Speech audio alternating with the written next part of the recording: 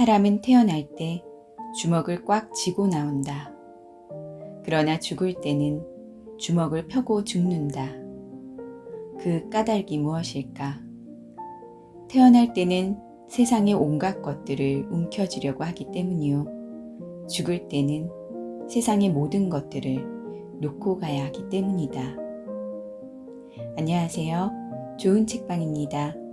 오늘은 빌 게이츠, 스티븐 스필버그 등 세계적으로 성공한 유대인들이 늘 이야기하는 필독 고전, 유대인 5000년 지혜를 녹여낸 153가지 탈무드 이야기입니다. 역근이 손영실, 출판사는 국민출판입니다. 탈무드는 히브리어로 배움 또는 교훈을 뜻하고 있습니다. 탈무드를 읽으며 생각과 꿈을 키웠던 유대인들은 남들과 다른 생각, 그리고 앞을 내다보는 눈을 가지고 보다 적극적으로 자기 삶을 이끌어가는 사람들인데요.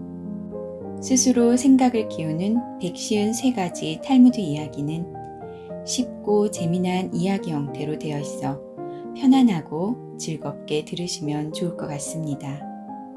그럼 본문으로 들어가 보도록 하겠습니다. 혀의 가치. 랍비가 제자에게 시장에 가서 가장 맛있는 것을 사오라고 시켰다. 그러자 제자가 혀를 사가지고 돌아왔다. 며칠 후 랍비는 제자에게 이번에는 시장에서 가장 싼 것을 사오라고 시켰다. 그러자 제자는 또 혀를 사가지고 돌아왔다. 랍비가 물었다. 지난번에 가장 맛있는 것을 사오라고 했을 때도 혀를 사오더니 가장 싼 것을 사오라 하는데도 혀를 사온 이유가 무엇인가? 혀를 잘 사용하면 그보다 달콤하고 좋은 것이 없지만 반대로 함부로 사용하면 그보다 값어치 없고 나쁜 것이 없기 때문입니다. 소경의 등불. 캄캄한 밤길을 한 나그네가 걷고 있었다. 잠시 후 맞은편에서 등불을 들고 걸어오는 사람이 보였다. 그런데 자세히 보니 그는 소경이었다. 이상하게 생각한 나그네가 소경에게 물었다. 당신은 앞을 보지 못하는 소경인데 왜 등불을 들고 다니시는 겁니까? 그러자 소경이 대답하였다. 내가 이 등불을 들고 다니면 소경이 걷고 있다는 것을 눈뜬 사람들이 잘 알 수 있기 때문이지요. 복수와 증오.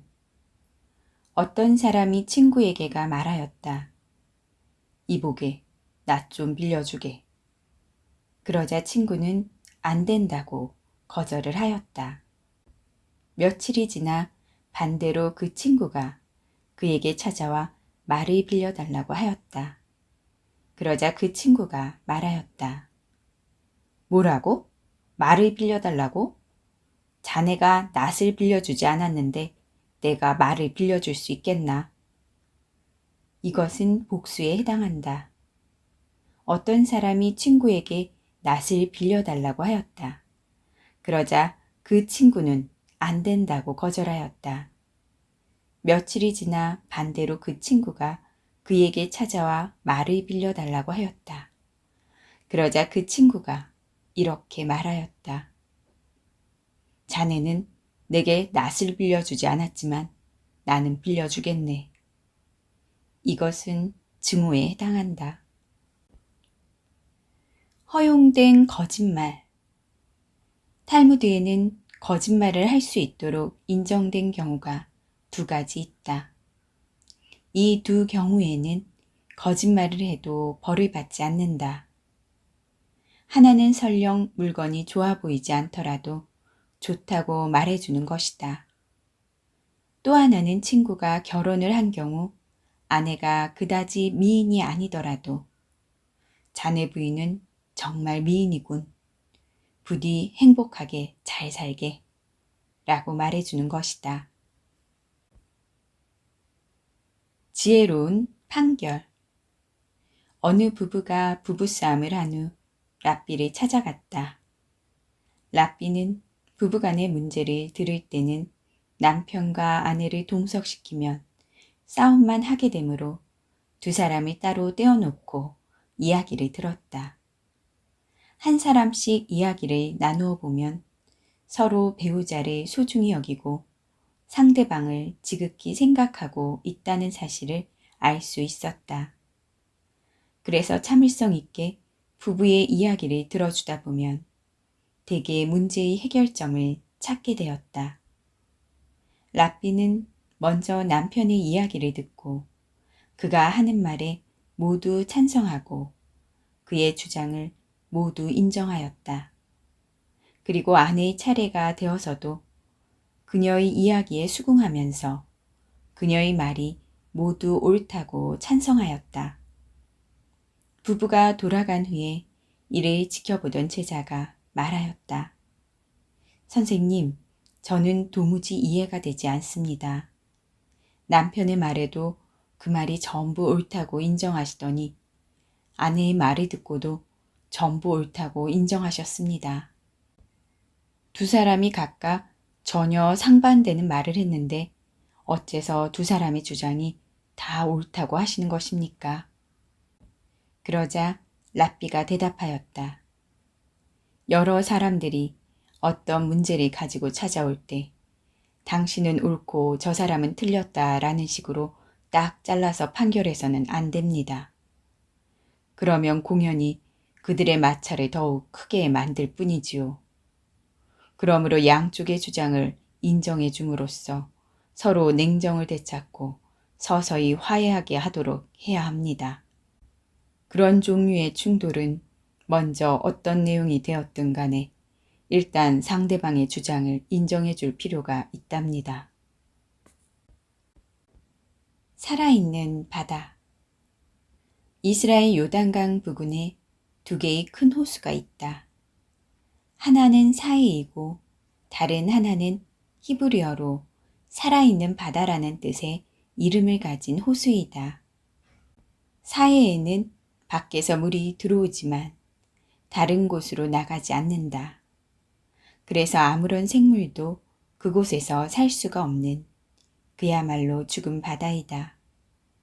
반면에 살아있는 바다는 한쪽에서 물이 들어오고 다른 한쪽으로 물이 나간다. 그곳에는 수많은 생물들이 살아 숨쉬고 있다.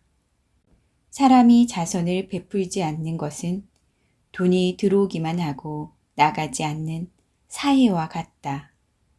그러나 자선을 베풀면 돈이 들어오면서 한쪽으로 나가는 것이므로 살아있는 바다와 같은 것이다. 사람은 누구나 살아있는 바다가 되지 않으면 안 된다. 혀 요리. 한 랍비가 제자들을 위한 만찬을 베풀었다. 소나 양의 혀로 만든 맛있는 요리도 있었는데 그 가운데는 딱딱한 것도 있었고 부드러운 것도 있었다. 제자들은 서로 부드러운 혀만을 골라 먹으려고 하였다. 그것을 본 랍비는 이렇게 말하였다. 여러분도 자신의 혀를 언제나 부드럽게 간직하도록 힘써야 합니다. 딱딱한 혀를 가진 자는 언젠가는 상대방을 화나게 하거나 불화의 씨앗을 뿌리게 됩니다. 두 개의 머리. 탈무드에는 사고법을 단련하기 위한 여러 가지 이야기들이 많이 있는데 다음도 그중 하나에 속하는 이야기이다. 만일 갓난아이가 두 개의 머리를 가지고 태어났다면 그는 한 사람으로 취급되어야 하겠는가? 아니면 두 사람으로 취급하여야 하겠는가? 만약 이런 질문이 있다면 매우 어리석은 질문으로 보일 수도 있으나 그렇게 쉬운 문제는 아니다. 머리는 둘이지만 몸뚱이가 하나이므로 한 사람이다라고 결론 지어야 할 것인가? 아니면 머리가 두 개이므로 당연히 두 사람이다라고 결론 지어야 할 것인가? 탈무드는 이 문제에 대하여 실로 명쾌한 답변을 마련해 놓고 있다. 즉 한쪽의 머리에 뜨거운 물을 부었을 때 다른 쪽의 머리도 함께 비명을 지른다면 한 사람인 것이요. 만일 다른 쪽의 머리가 아무렇지도 않은 듯 태연한 얼굴을 하고 있다면 두 사람이라는 것이다. 진짜 행복이란 자신이 스스로 불행하다고 느끼는 한 남자가 랍비를 찾아와 하소연했다. 랍비님, 저는 왜 이렇게 불행한 걸까요? 하는 일마다 실패하고 아내와 아이들은 시끄럽고 피곤하게만 하니 하루하루가 힘듭니다. 전 마음도 편하고 행복해지고 싶은데 그럴 수 없는 걸까요? 자네 집에 동물을 키우는가? 행복해지고 싶다는 고민에 락비가 엉뚱하게 대답하자 남자는 고개를 갸웃거리면서 그렇다고 대답했다. 자네가 진짜 행복해지고 싶다면 오늘 키우는 가장 큰 동물들을 집안에서 풀어놓아 보게. 지혜로운 랍비가 하는 말에 남자는 집으로 돌아가 시키는 대로 동물들을 풀어놓았다. 하지만 행복해질 거라는 랍비 말과는 달리 집은 아수라장이었다. 풀어놓은 동물들이 집을 더럽히고 아내와 아이들의 제정신이냐는 잔소리에 남자는 더욱 불행해져 버렸다. 다음 날 다시 랍비를 찾아간 남자는 불만을 담아 따졌다. 랍비님, 당신이 시키는 대로 했습니다만 전 옛날보다 못한 지옥에서 살아온 느낌이었습니다. 자네가 아직도 불행하다고 느낀다면 이제 집에 들여놓은 동물들을 모두 내보내게. 남자는 못마땅했지만 랍비의 말대로 동물들을 내보냈다. 그 순간 남자는 무언가 달라진 상황을 느낄 수 있었다. 그리고 그 다음날 다시 랍비를 찾아간 남자는 그에게 감사 인사를 올렸다. 랍비님, 감사합니다. 동물들을 내보내면서 가족들 잔소리도 조용해지고 완전히 다른 세상에 있는 기분이었습니다. 남자는 비로소 자기가 살던 현재에 감사와 만족을 느끼고 진짜 행복을 찾을 수 있었기 때문이다. 돌덩이. 누구라도 감탄할 만한 정원을 가진 남자에게는 고민이 하나 있었다. 애지중지 아끼는 정원이었지만 그곳 한 구석을 차지하고 있는 크고 흉한 돌덩이 때문이었다. 아름다운 정원을 망치는 그 돌덩이를 어떻게 하면 좋을까 고민하던 남자는 대문 바깥길에 버리기로 했다. 힘들게 옮긴 돌덩이를 팽개치다시피 하는 남자를 보며 지나가던 나그네가 충고했다. 그렇게 큰 돌덩이를 이런 곳에 놓다니 지나다니는 사람뿐만 아니라 당신도 위험할 거요. 나그네가 내뱉은 말이 쓸데없는 잔소리라 생각해 내심 못마땅했지만 남자는 못 들은 척 집으로 들어가 버렸다. 몇십 년 뒤 할아버지가 된 남자는 원래 살던 이 집을 두고 아들이 사는 곳으로 옮기기로 했다. 이삿짐을 모두 실은 뒤 정원과 살던 집을 돌아보던 그는 떠나야 한다는 아들의 재촉에 급하게 발걸음을 옮겼다. 그 순간 무언가에 걸려 넘어진 남자는 몸을 가눌 수 없을 정도로 크게 다치고 말았다. 알고 보니 남자를 걸려 넘어지게 한 것은 예전에 그가 버린 커다란 돌덩이였다. 옷감이 모자란 이유. 어떤 남자가 옷을 주문하려고 비싼 옷감을 가지고 옷가게 주인에게 이렇게 부탁했다. 내 몸에 맞는 옷을 이 옷감으로 만들어 주시게. 주문을 받은 옷가게 주인은 남자의 주위를 돌며 치수를 재기 시작했다. 얼마 뒤 옷가게 주인은 몹시 죄송하다는 표정으로 남자에게 말했다. 손님, 가져오신 옷감은 아주 고급입니다. 이걸로 옷을 만들면 멋진 옷이 나오겠어요. 하지만 죄송하게도 외투를 만들기에는 옷감이 모자란 듯합니다. 사과가 섞인 주인의 말에 남자는 오히려 벌컥 화를 냈다. 이 옷감을 고를 때 내 몸에 딱 맞는 옷을 만들려고 넉넉히 남을 만한 길이로 샀는데 대체 무슨 소리를 하는 거요? 그런데 옷감이 모자라다니. 기가 막히다는 남자의 말에도 옷가게 주인은 아무렇지 않게 옷감이 부족하니 옷을 지어줄 수 없다는 말만 반복했다. 놔두시오. 옷을 지어줄 옷가게가 이곳뿐이겠소? 남자는 다시 한 번 버럭 화내며 옷가게를 나서 다른 옷가게로 향했다. 그러고는 옷감을 맡기며 옷을 지어달라고 의뢰했다. 그 옷가게에서는 옷감을 가지고 옷을 지어주겠노라고 했고 남자는 바라던 옷을 입을 수 있었다. 며칠 뒤 남자는 두 번째 옷가게 주인 아들이 자신이 맡긴 옷감으로 만든 옷을 입은 모습을 보았다. 그리고 자신의 옷을 지으며 남은 천으로 만들어 놓으라고 생각했다. 옷감이 부족하다던 첫 번째 옷가게가 괘씸해진 남자는 주인을 찾아가 따졌다. 내가 찾아간 다른 옷가게에서는 내가 주문한 옷도 짓고도 옷감이 남아 그 집 아들까지 지어 입혔소. 당신은 대체 왜 옷감이 모자란다고 거짓말을 했소?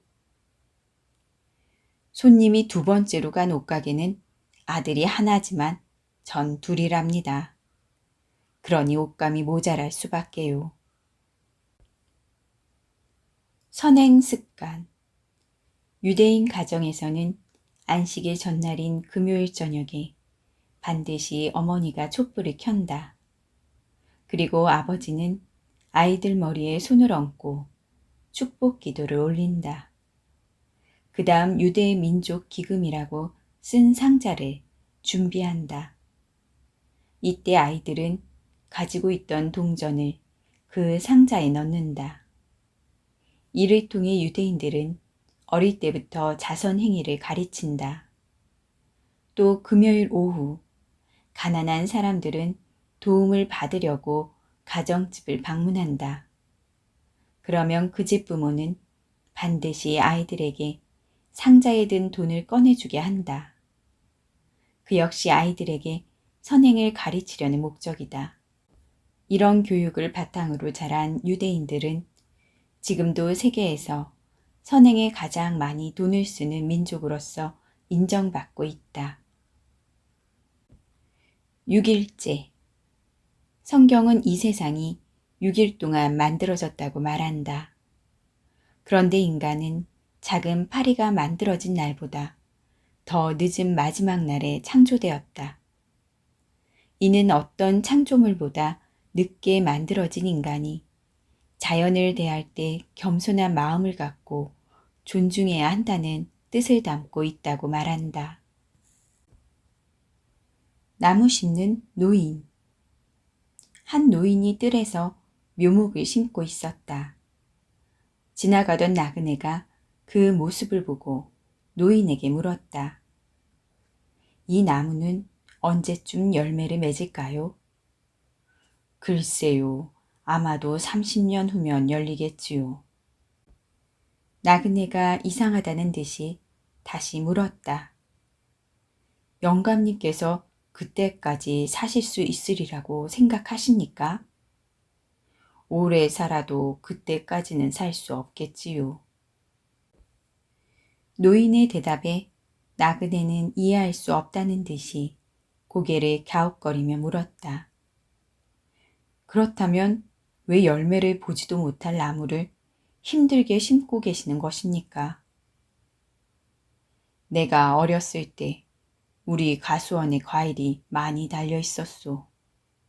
내가 태어나기 훨씬 전에 내 아버지께서 나를 위해 그 나무들을 심어 놓으셨기 때문이지요.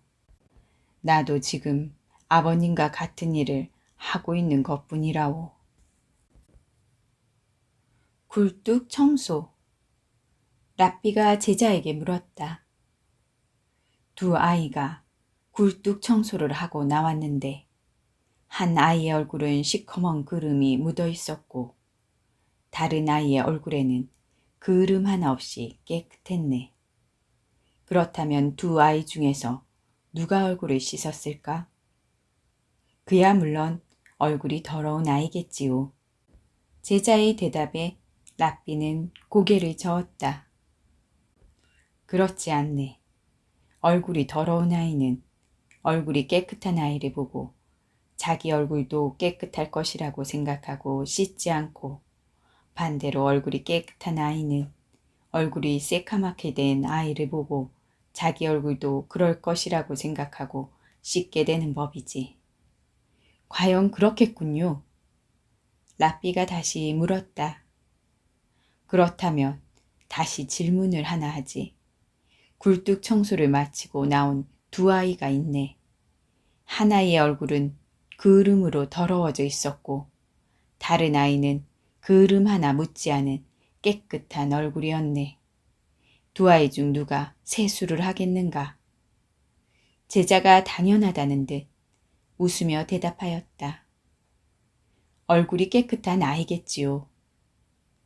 랍비가 다시 고개를 저으며 말하였다. 두 아이 모두 굴뚝 청소를 했는데 어떻게 하나의 얼굴이 깨끗하고 하나이는 더러울 수 있단 말인가? 축복의 인사말. 한 사나이가 오랜 여행으로 심신이 지치고 배고픔과 목마름에 시달리고 있었다. 그는 오랫동안 사막을 지나 간신히 나무가 있는 곳에 이르렀다. 그는 지친 몸을 나무 그늘에서 쉬면서 나무의 열매로 굶주린 배를 채우고 시원한 물을 마셔 타는 목을 축인 다음 비로소 안도의 한숨을 길게 내쉬었다. 그리고 여행을 계속하기 위해 다시 길을 떠나려고 자리에서 일어섰다. 그는 그 나무에게 감사하며 다음과 같이 작별 인사를 하였다. 나무야, 정말 고맙다. 어떻게 이 고마움을 전해야 할지 모르겠다. 내 열매가 맛있게 되기를 빌어주기에는 내 열매가 벌써 충분히 맛들어 있고 시원한 나무 그늘을 갖도록 빌어주려고 해도 너는 이미 시원한 그늘을 가졌으며 내가 무럭무럭 자랄 수 있도록 충분한 물이 있기를 빌어주려고 해도 내 곁에는 이미 충분한 물이 있구나. 그러니 내가 너를 위해 빌어줄 수 있는 것은 내가 풍성하게 열매를 맺어서 그 열매가 많은 나무들이 되고 너와 똑같이 아름답고 훌륭한 나무로 자라라는 것뿐이구나. 만일 당신이 누군가와 작별을 할 때 무엇인가 빌어주고 싶은데 그 사람이 더 현명해지기를 빌어주기에는 그가 누구보다도 현명하고 부자가 되기를 빌어주기에는 그가 이미 충분히 부유하며 사람들에게 환영받는 선량한 사람이 되기를 빌어주기에는 그가 이미 누구보다 선량한 사람일 때 당신은 어떻게 작별 인사를 하겠는가? 당신의 자녀들도 부디 당신처럼 훌륭한 사람이 되기를 바랍니다. 이렇게 축복하는 것이 가장 좋은 작별 인사가 될 것이다. 축복이 필요할 때 항구에 두 척의 배가 떠 있다. 한 척은 지금 막 출항하는 배이고 다른 한 척은 지금 막 입항하는 배이다. 그런데 출항하는 배에는 사람들이 성대하게 전송을 하고 있지만 입항하는 배에는 별로 환영하는 사람이 없다. 이런 일은 매우 납득하기 힘들다. 출항하는 배의 미래는 예측하기 어렵다. 항해 중에 풍랑을 만나 침몰할지도 모른다. 그런데 왜 그렇게 성대하게 전송을 한단 말인가. 오랜 항해 끝에 무사히 임무를 마치고 입항하는 배야말로 성대한 환영을 받아야 마땅하다. 인간사도 이와 마찬가지다. 어린아이가 태어나면 모두가 축복하지만 이는 마치 그 어린아이가 인생이라는 넓고 막막한 바다에 막 출범하는 것과 다름없는 것이므로 그의 앞길에 어떤 일이 기다리고 있는지 예측하기 어렵다. 반면에 한 인간이 인생을 마쳤을 때는 모든 게 확실해진 때라 할 수 있다. 그가 평생을 통해 무엇을 했는가가 명백해진다. 그러므로 이때야말로 성대하게 축복해 주어야 한다. 여우와 포도밭. 한 여우 한 마리가 포도밭에 들어가기 위해 울타리 아래서 애를 쓰고 있었다. 그러나 울타리의 틈이 너무 좁아 도저히 뚫고 들어갈 수 없었다. 궁리에 궁리를 거듭한 끝에 여우는 자기 몸을 울타리 틈의 크기에 맞추기로 하고 사흘 동안 굶었다. 그리고 겨우 틈새로 들어갈 수 있었다. 마침내 그렇게 포도밭으로 들어간 여우는 맛있는 포도를 실컷 따먹을 수 있었다. 그런데 다시 밖으로 빠져나오려니 배가 불러서 도저히 불가능하였다. 어쩔 수 없이 여우는 다시 사흘을 굶어 몸을 홀쭉하게 만든 후 간신히 그곳에서 빠져나왔다. 허탈해진 여우가 중얼거렸다. 결국 배고프기는 들어갈 때나 나올 때나 다를 바가 없군. 사람의 삶도 이와 마찬가지이다. 누구나 빈손으로 왔다가 빈손으로 가게 마련이다. 가장 안전한 재산. 한 랍비가 배를 타고 여행을 하고 있었다. 배에 탄 승객들 중 한 무리가 자신들이 가진 재산을 비교해 가면서 부를 자랑하고 있었다. 그들 중 한 사람이 랍비에게 재산이 얼마나 되느냐고 묻자 랍비가 대답하였다. 나는 내 자신이 여러분 못지않은 큰 부자라고 생각하고 있습니다만 지금 당장 내 재산을 보여드릴 수 없어서 유감입니다. 그러자 승객들은 랍비를 비웃었다. 얼마 후 해적들이 나타나 그 배를 습격하기 시작하였다. 부자임을 자랑했던 사람들은 금은보화를 비롯한 전 재산을 해적들에게 약탈당하였다. 해적들이 물러가고 배는 가까스로 어느 항구에 다다랐지만 다시 되돌아가기에는 너무 큰 피해를 입었다. 배에 탔던 부자들은 모두 비참한 가난뱅이로 전락하여 어려운 생활을 감수해야만 하였다. 그러나 랍비는 곧 그 항구에 사는 사람들로부터 높은 지식과 교양을 인정받게 되어 학교에서 학생들을 가르치게 되었다. 랍비와 함께 배에 탔던 부자들이 이를 지켜보며 말하였다. 랍비님, 당신의 말씀이 정말 옳았습니다. 지식이란 남에게 빼앗길 일이 없기 때문에 가장 안전한 재산이군요. 그러니 지식을 소유한 사람은 모든 것을 다 소유한 것이나 다름없습니다. 새 친구. 어느 날 왕에게서 소환장을 받은 사람이 있었다. 그는 무슨 영문인지 몰라 혹시 자기가 무슨 잘못을 저질러 벌을 받게 되는 것은 아닐까 하여 두려웠다. 혼자 왕에게 갈 용기가 나지 않아 친구에게 동행해 줄 것을 부탁하기로 마음먹었다. 그에게는 세 친구가 있었다. 첫 번째 친구는 그가 가장 소중하게 여기고 있으며 세상에 둘도 없는 친구라고 생각하고 있었다. 두 번째 친구 역시 그가 사랑하고 있었으나 첫 번째 친구만큼 소중하게 생각하지는 않고 있었다. 세 번째 친구는 친구로 여기고는 있지만 별로 관심을 가지고 있지 않았다. 그는 먼저 가장 아끼는 첫 번째 친구에게 자기와 동행해 줄 것을 부탁하였다. 그러나 그 친구는 아무런 이유도 말하지 않고 단번에 거절하였다. 실망한 그는 두 번째 친구에게도 같은 부탁을 하였다. 그러자 두 번째 친구가 말하였다. 자네와 왕궁 문 앞까지는 함께 가줄 수 있네. 하지만 그 이상은 안 되네. 그는 할 수 없이 세 번째 친구에게 부탁하였다. 그러자 세 번째 친구가 대답하였다.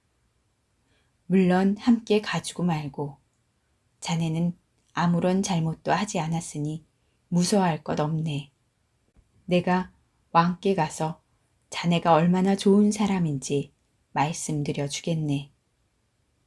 왕의 부름을 받았다는 것은 사람이 죽어 하나님의 부르심을 받았다는 것을 상징한다. 그리고 첫 번째 친구는 재산을, 두 번째 친구는 혈육이나 친척을, 세 번째 친구는 선행을 상징한다. 사람이 제 아무리 재산을 소중히 여기고 사랑한다고 할지라도 죽을 때는 고스란히 남겨둔 채 떠나지 않으면 안 된다. 그리고 혈육이나 친척은 무덤까지 함께 따라가 주지만 그를 무덤에 홀로 남겨둔 채 다시 돌아가 버린다. 그러나 선행은 평소에는 그다지 신경을 쓰지 않지만 죽은 후에도 영원히 함께하는 것이며 하나님 앞에서 그를 변호해 주는 것이다. 이러한 대가. 왕에게 포도밭이 있었다. 그곳에는 많은 일꾼들이 일하고 있었는데 그중 한 사람은 탁월한 능력을 가진 뛰어난 일꾼이었다. 어느 날 왕이 포도밭에 나와서 그 뛰어난 일꾼을 데리고 포도밭을 두루 산책하였다. 하루의 일과가 끝나고 일꾼들은 자신들이 일한 대가를 받게 되었다. 그들은 모두 약속된 금액의 대가를 똑같이 받았다.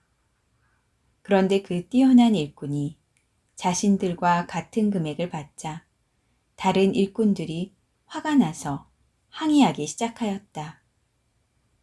저 친구는 오늘 일한 시간은 겨우 2시간밖에 되지 않습니다. 그리고 나머지 시간은 왕과 함께 산책을 하기만 했습니다. 그런데도 우리와 똑같은 금액을 받는다는 것은 옳지 않습니다. 이 말을 들은 왕이 조용히 이렇게 말하였다. 이 사람은 오늘 너희가 하루 종일 일한 것보다 더 많은 양의 일을 단 2시간 동안에 해치웠다. 그것을 정말로 모른단 말이냐. 28살의 일기로 사망한 랍비가 있다고 하자. 그가 다른 사람이 100년 동안 살면서 한 일보다 더 큰 일을 했을 수도 있다. 인생은 얼마나 오래 살았느냐가 중요한 것이 아니라 얼마만한 업적을 얼마만큼 쌓았느냐가 중요한 것이다. 생각의 차이. 두 남자가 함께 여행을 하고 있었다. 하루는 오랜 여행 끝에 식량이 다 떨어져서 종일 굶게 되었다. 힘겹게 걸어서 도착한 어느 한적한 시골에서 다행히 민가를 발견하였다. 그 집에는 사람도 없고 그저 천장에 맛있는 과일이 가득 담긴 바구니만 매달려 있었다. 한 남자가 체념한 듯 말하였다. 이거야 원. 바구니가 너무 높이 매달려 있으니 무슨 수로 꺼내 먹겠어? 다른 남자가 말하였다. 과일이 저렇게 많으니 우리 두 사람의 배를 채우기는 충분할 것 같군. 높이 매달려 있긴 하지만 과일이 저곳에 있다는 것은 누군가 저기에 매달아 두었다는 것이지. 그러니 분명히 저 바구니를 내릴 방법도 있을 거야. 그는 요리조리 궁리를 하기 시작하였다. 그러고는 잠시 후 뭔가 생각난 듯이 밖으로 나가 사다리를 가지고 돌아왔다. 그는 사다리를 이용해 너무나 손쉽게 바구니를 내릴 수 있었다. 마음. 인간의 모든 것은 마음에 의해 좌우된다. 마음은 보고, 듣고, 걷고, 서고, 딱딱해지고, 부드러워지고, 기뻐하고, 슬퍼하고, 두려워하고, 거만해지고, 이해하고, 사랑하고, 미워하고, 부러워하고, 질투하고, 생각하고, 반성하는 등의 모든 것을 결정한다. 그러므로 가장 강인한 인간은 자신의 마음을 잘 조절할 수 있는 사람이다. 다리와 뿔. 멋진 뿔을 가진 사슴이 있었다. 어느 날 호숫가에서 물을 마시던 사슴은 물에 비친 자신의 모습을 보게 되었다. 내 뿔은 정말 훌륭해. 숲속에 사는 동물들 중 나처럼 멋진 뿔을 가진 동물은 없을 거야. 그러고는 자신의 가늘고 긴 다리를 보며 말하였다. 하나님은 너무 불공평하단 말이야. 이렇게 멋진 뿔을 주셨으면서 다리는 왜 이렇게 볼품없이 만드신 걸까? 사슴이 자신의 모습에 빠져 있을 때 사자가 나타났다. 놀란 사슴은 재빨리 숲속으로 도망치기 시작하였다. 사슴은 가늘고 긴 다리를 이용해 죽을 힘을 다해 달려 사자와의 거리를 점점 벌렸다.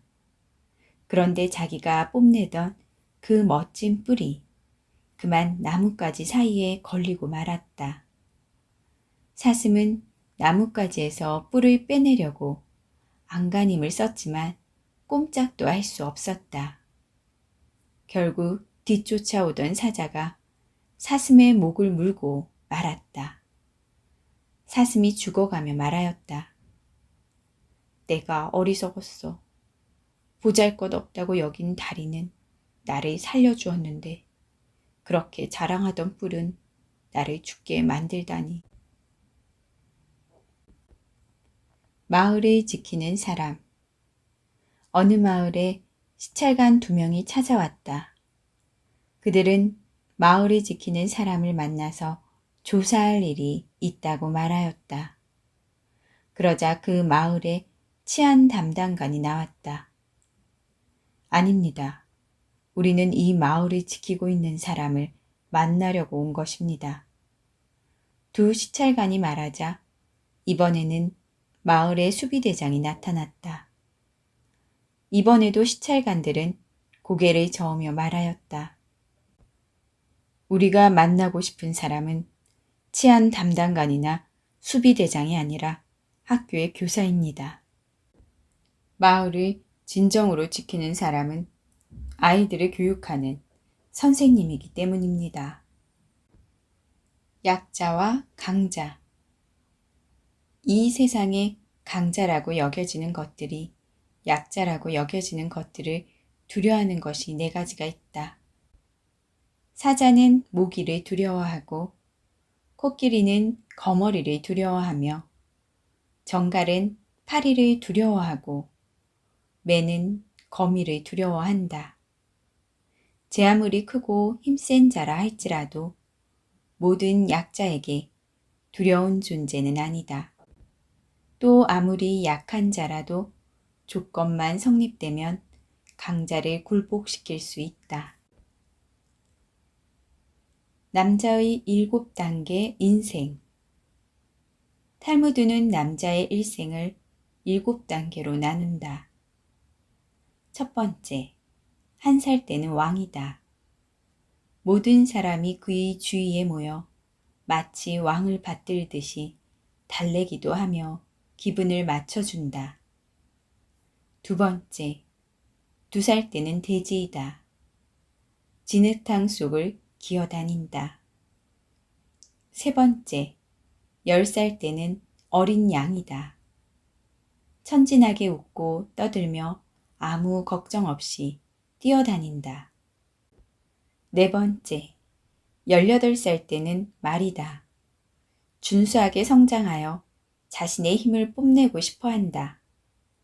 다섯 번째, 결혼을 하면 당나귀이다.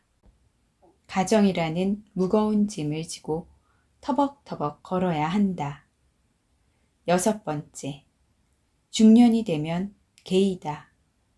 가족을 먹여 살리기 위해 남들의 호의를 구걸하는 신세가 된다. 일곱 번째, 노년에는 원숭이가 된다. 어린아이로 되돌아가지만 아무도 그에게 관심을 기울이지 않는다. 지혜로 찾은 돈. 한 장사꾼이 물건을 사기 위해 도시로 갔다.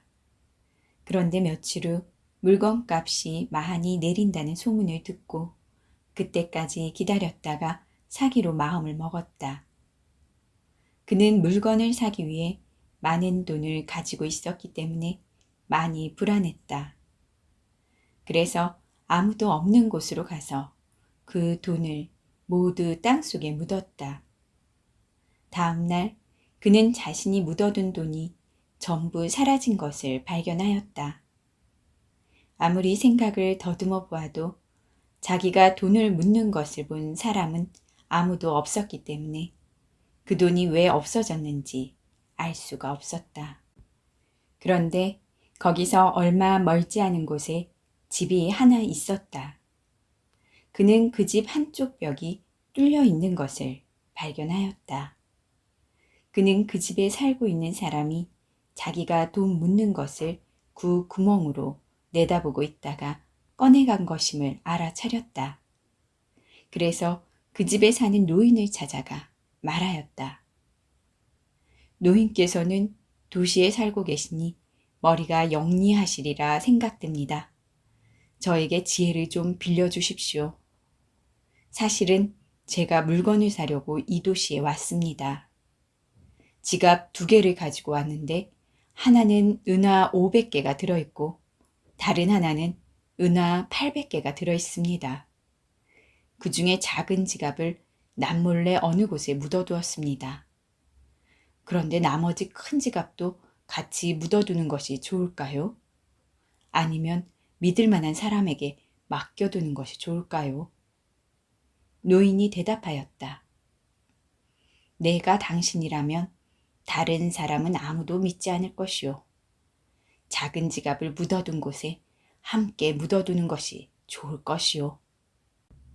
노인은 상인이 돌아간 뒤에 자기가 꺼내온 지갑을 그곳에 다시 묻어놓았다. 그것을 지켜보고 있던 상인은 자기의 지갑을 무사히 되찾았다. 솔로몬의 재판. 안식일에 3사람의 유대인이 예루살렘으로 갔다. 당시에는 은행이 없었기 때문에 3사람은 가지고 있던 돈을 땅에 묻어두었다. 그런데 그들 중 한 사람이 몰래 그곳으로 돌아가 그 돈을 모두 꺼내어 갔다. 다음날 그들은 지혜로운 현인으로 알려진 솔로몬 왕에게 가서 3사람 중에서 누가 그 돈을 훔쳤는지 판결해 달라고 요청하였다. 사연을 들은 솔로몬 왕이 말하였다. 내가 보기에 당신들 3사람은 매우 현명한 것 같으니 먼저 내가 가진 어려운 문제를 해결해 주시오. 그러면 내가 당신들의 문제를 해결해 주겠소. 어떤 젊은 아가씨가 한 청년에게 시집을 가기로 약속을 하였다. 그런데 얼마 후에 그 아가씨가 다른 청년과 사랑에 빠져 약혼자를 찾아가 위자료를 지불할 테니 헤어지자고 제의를 하였다. 그러나 청년은 위자료 같은 것은 필요 없다고 말하면서 아가씨와의 약혼을 취소해 주었다. 그런데 그 아가씨에게 많은 돈이 있다는 것을 안 어느 노인이 그녀를 유괴하였다. 그녀가 노인에게 사정하였다. 내가 약혼했던 남자에게 파혼할 것을 요구하자 그는 위자료도 받지 않고 나를 자유롭게 해주었습니다. 그러니 당신도 그와 똑같이 해주었으면 합니다. 그러자 노인도 그 아가씨를 놓아주었다. 당신들 세 사람이 생각하기에 그들 중에서 가장 칭찬받을 만한 사람은 누구겠는가? 첫 번째 유대인이 말하였다. 약혼까지 하고서 위자료도 받지 않고 파혼을 승낙해준 청년이 칭찬받아야 합니다. 왜냐하면 그는 아가씨의 의사를 존중해 주었을 뿐만 아니라 위자료도 받지 않았기 때문입니다. 두 번째 유대인이 말하였다. 제 생각에는 그 아가씨야말로 칭찬을 받아 마땅합니다. 그녀는 용기를 가지고 약혼자에게 파혼을 요청하였고 진정으로 사랑하는 사람과 결혼을 하려고 하였습니다. 그 용기야말로 가장 칭찬받을 만합니다. 마지막으로 세 번째 유대인이 말하였다. 그 이야기는 너무 복잡해서 도무지 갈피를 못 잡겠습니다. 우선 아가씨를 유괴한 노인만 해도 그렇습니다. 노인은 돈 때문에 아가씨를 유괴했으면서 돈도 받지 않고 그냥 풀어주었습니다. 이것은 이야기의 앞뒤가 맞지 않습니다. 세 사람의 이야기를 들은 솔로몬 왕이 세 번째 유대인에게 호통을 쳤다. 이놈, 네가 바로 그 도둑이구나. 앞서 말한 두 사람은 내 이야기를 듣고 애정이나 인간관계와 그 사이에 조성되는 긴장된 분위기에 관심이 쏠려 있는데 너는 돈밖에 생각하고 있지 않았다. 틀림없이 내가 범인이다. 진실과 거짓. 어떤 부부에게 아들 둘이 있었다. 그런데 그중 한 아들은 어머니가 다른 남자에게서 낳은 아들이었다. 남편은 언젠가 아내의 말을 듣고 그 사실을 알게 되었지만 어느 쪽이 자기 아들인지 알 수가 없었다. 그러던 어느 날 남편은 자신이 병에 걸려 곧 죽게 된다는 것을 알았다. 그리하여 자기의 핏줄을 타고난 아들에게 전 재산을 물려준다는 유서를 썼다. 그가 죽은 후 유서는 랍비에게로 넘겨졌다. 랍비는 두 아들 중 그의 핏줄을 타고난 아들을 가려내야만 하였다. 그래서 두 아들을 아버지의 무덤으로 데리고 가서 유산을 물려받으려면 몽둥이로 아버지의 무덤을 힘껏 내리치라고 일렀다. 그러자 한 아들이 울면서 말하였다. 저는 아버지의 무덤을 절대로 칠 수 없습니다. 랍비는 무덤을 몽둥이로 칠 수 없다는 쪽이 그의 진짜 아들이라고 말하고 유서대로 이행하였다. 영원한 생명. 랍비가 시장에 가서 상인들에게 말하였다. 이 시장 안에 영원한 생명을 약속받기에 적합한 자격을 갖춘 사람이 있습니다. 그러자 상인들은 서로를 쳐다보며 설마 그런 자격을 갖춘 사람이 있겠느냐는 표정을 지었다. 그때 랍비는 시장 구석에 있는 두 사내를 불렀다. 그러고는 그들을 가리켜 이렇게 말하였다. 이 두 분이 바로 그런 자격을 갖춘 사람들입니다. 이분들은 많은 선행을 베풀고 있고 영원한 생명을 약속받기에 그 자격이 충분한 사람들입니다. 상인들은 궁금하여 그 두 사람에게 물었다. 대체 두 분은 어떤 장사를 하고 있습니까? 그러자 두 사내 가운데 한 사람이 말하였다. 우리 둘은 광대입니다. 쓸쓸한 사람들에게 웃음을 안겨드리고 싸우는 분들에게는 평화를 안겨드리지요. 험담. 남 험담하기는 살인보다 더 위험한 일이다. 살인은 한 사람만 죽이지만 험담은 세 사람을 죽이기 때문이다. 험담은 험담한 자와 그 험담을 막지 않고 들은 자, 또 이 험담으로 피해를 보는 자에게 죽음과도 같은 상처를 준다. 남을 헐뜯는 자는 흉기로 사람을 해치는 이보다도 더 무거운 죄를 지은 사람이다. 흉기는 몸에 지니지 않으면 상대를 해칠 수 없지만 험담은 먼 곳에서도 사람을 해치기 때문이다. 불 속 장작더미는 물을 끼얹어 식힐 수 있지만 험담으로 피해를 본 사람에게는 아무리 잘못을 빌어도 마음속에 생긴 불은 꺼지지 않는다. 마음이 고운 사람이라 해도 평소 입버릇이 나쁘다면 훌륭한 궁전 옆에 있는 냄새나는 가죽 공장과 같다. 언제든 물고기 입에 낚싯바늘이 걸리듯이 인간 또한 입으로 걸려든다. 사람은 입이 하나이고 귀가 둘이다. 이는 말하기보다 듣기에 2배로 더 힘쓰라는 뜻이다. 우리가 손가락을 마음대로 움직일 수 있는 까닭 역시 남들이 하는 험담을 듣지 않기 위함이다. 험담이 들려오면 재빠르게 귀를 막아야 한다. 두 세계. 어떤 마을에 존경하는 랍비가 있었다.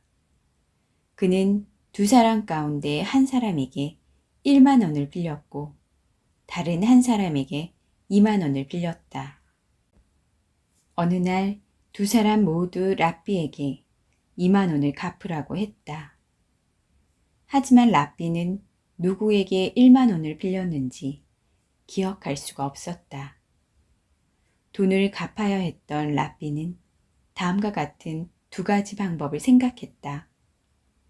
첫째, 누구에게 2만 원을 빌렸는지 기억할 수 없지만 두 사람에게 분명히 다 1만 원씩 빌린 셈이다.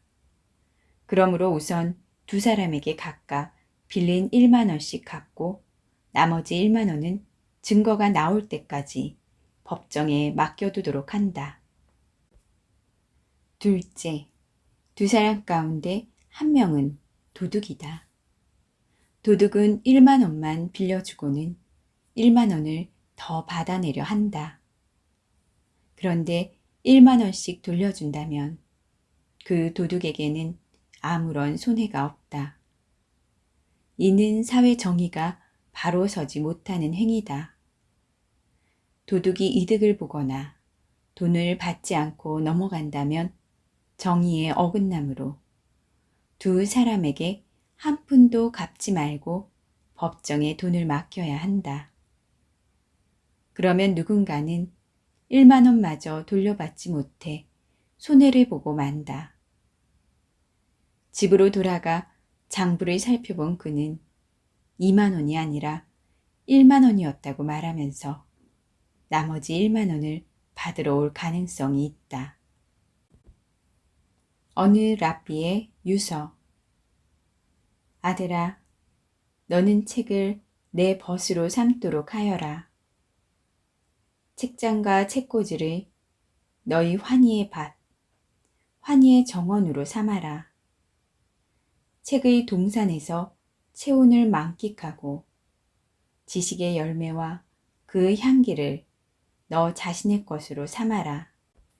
너희 영혼이 만족을 느끼지 못하거나 혹은 피로에 지쳐 있거든 뜰에서 뜰로, 밭에서 밭으로 또는 이곳저곳의 정치를 즐기는 것이 좋으리라. 그리하면 새의 희망이 솟아날 것이고 내 영혼은 환희로 가득 차게 되리라. 배움의 중요성. 인간은 배움을 통해 한 가지 중요한 사실을 알게 된다. 무엇에나 의심을 품고 질문을 하게 된다는 것이다. 질문을 한다는 것은 중요하다. 의심을 함으로써 지혜에 이르고 알면 알수록 더 깊은 의심이 생겨나고 동시에 질문이 많아지는 것이다. 그러므로 질문은 인간을 향상시킨다. 자기 자신에 대해 질문하는 것도 중요하다. 탈무드에는 더 좋은 질문이 더 좋은 해답을 얻는다라고 말하고 있다. 간혹 누군가로부터 전혀 예기치 못한 질문을 받고 놀라는 경우가 있다. 그럴 때에는 스스로 생각하기에도 놀라울 정도의 좋은 답을 이끌어내는 때가 있다. 질문은 답과 동일한 위력을 갖고 있다. 호기심이 없으면 의심도 없다. 사색한다는 것은 의심하고 대답한다는 말이다. 현자란 의문을 품는데 빈틈이 없는 사람을 말하기도 한다. 인간으로서 절대적 확신을 갖는다는 것은 불가능하다. 그러므로 의문을 갖게 되면 모든 일에 의심을 하고 심오한 의심을 품기 시작하여 얻어낸 해답은 확고하게 확신할 수 있다. 또한 불분명한 사실이나 문제는 행함으로써 밝혀낼 수 있다. 행동을 통해 현명한 해답을 찾을 수가 있는 것이다. 고대의 랍비들은 지나치게 사고를 기피하는 것은 도리어 행동을 방해한다고 생각했다. 주저와 망설임은 위험하다. 순간적으로 결단을 내리지 않으면 절호의 기회를 놓칠 수 있다. 시기적절하게 과감한 행동을 하는 사람만이 승리의 환희를 누릴 수 있다. 때가 되었는데도 머뭇거리다가는 기회를 놓치기 쉽다. 그렇다면 사람은 무엇을 위해 배우는가? 누구에게나 완전히 똑같은 상황은 두 번 다시 반복되지 않는다. 따라서 새로운 상황에 부딪혔을 때 배운 것을 토대로 대응할 수밖에 없다. 그러므로 인간의 마지막 힘이 되는 것은 사고력뿐이다. 우리는 배움을 통해 감성을 예민하게 잘 닦는다. 오랫동안 산에서 지낸 능숙한 사냥꾼은 예리한 감각을 지니게 된다. 오랜 체험에 의해 연마된 감성에 의한 것이다. 자신이 직접 체험하지 못한 일이라도 다른 사람의 체험을 통해 배우면 생각을 예민하게 할 수 있다. 생각이란 설명할 수 없는 어떤 신비한 것처럼 보일지도 모르지만 한순간의 생각에 따라 내려지는 결단은 그때까지 쌓아올린 지성에 의해 결정되는 것이다. 생각은 곧 통찰력이다. 그러므로 배운다는 것은 순간적인 통찰력을 기르기 위한 하나의 준비 작업이다. 배우고자 하는 자세. 나이가 들면 더 이상 배우는 일이 힘들다고 말하는 것은 유대인에게 통하지 않는다. 인간은 아무리 나이를 먹어도 배워야만 한다. 배우는 것만이 젊음을 되찾는 일이다. 청춘은 나이만을 가지고 따지는 것이 아니다. 그것은 태도와 마음 자세를 가리키는 말이다. 이는 근대 의학에서도 증명되었지만 2000년 전에 기록된 유대인들의 문서에도 그렇게 쓰여 있다. 유대인은 삶이 끝나는 날까지 배운다. 그들은 배움을 거룩한 의무라고 여겨 인간은 천국에 갈 때까지 배움을 멈추지 말아야 한다고 생각한다. 아무리 훌륭한 교사일지라도 끊임없이 배우지 않으면 안 된다. 배움에는 끝이 없다. 거창한 지식을 갖고 있는 사람보다 배우고 있는 사람이 존귀하다. 지금까지 좋은 책방이었습니다. 감사합니다.